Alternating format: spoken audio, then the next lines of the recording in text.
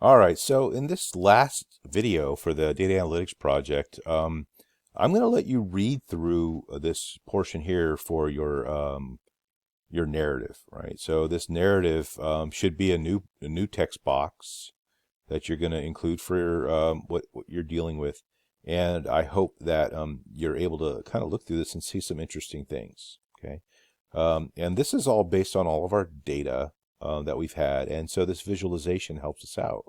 But one of the things I want to do with this extra video is to kind of help some students that might be having some difficulty with preparing their printout. So let's kind of go back here a little bit. By the way, always double check, make sure you have all of these items, right? And I want to help a little bit with the formatting, right? So one of the key things with this formatting that I could really help you out with is you could select all the charts you're going to print. So I'm going to select practically everything. Okay, so I'm just going to select all of them. Now, whatever modifications that I make will be made to all of them. So I'll go to page layout. I'll go to orientation, landscape, right? And so you notice that my computer's waiting. Okay, there we go. Go to page setup. Okay, I'm going to go to a fit to 1 page wide, right? And then for reference, I'm just going to put like 4 pages tall. Okay, and let that adjust. Margins for me were just automatic. I just kind of let them be. Let's see if I asked you to do anything here specific. I didn't ask you to do anything for the margin. So I just want to make sure that they all fit on a single page. So I've made mine close to 0.7, that kind of stuff. Go to header and footer, right? So the header, the right type should be prepared by and your name. So I'm going to go to custom header. Right side is prepared by then your name. All right, and then and the date prepared on a separate line. So then I'm going to hit enter, and today's date is going to be simple that. Boom, piece of cake. All right, let's do the custom footer. All right, so on the left section should be the file name. So here the file name is right here. That was easy. And then I want page X of Y. So I'm going to do page, this is the page number of, and there's the number of pages. Okay. And then the right section, insert the worksheet name. So right section, worksheet name. Boom. Okay. All right. I'm going to go ahead and hit OK.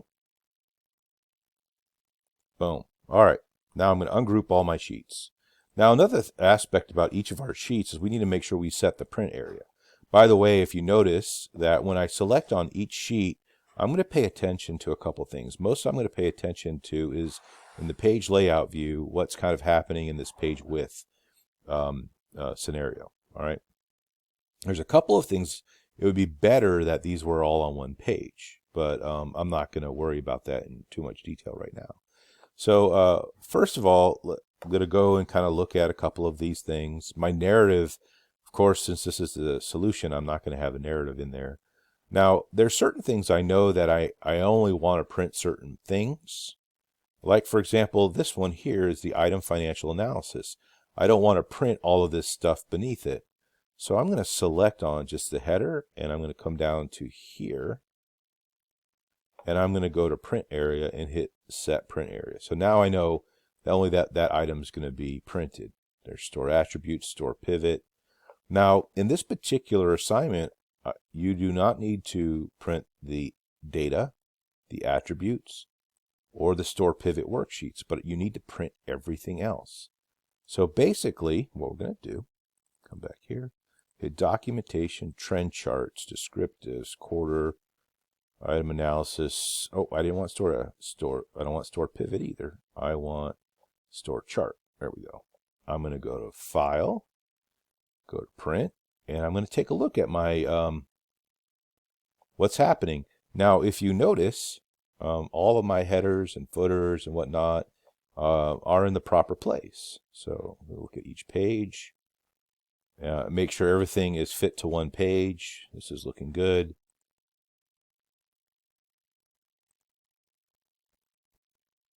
All right. This is pretty good. Getting where I need. And if you notice, in Project 4, we're only dealing with 7 pages. I see page 7 of 7. I have all of my header, my footer. I am not going to print this. What I'm going to actually do is go ahead and go Save As, Project 4. Make this a PDF.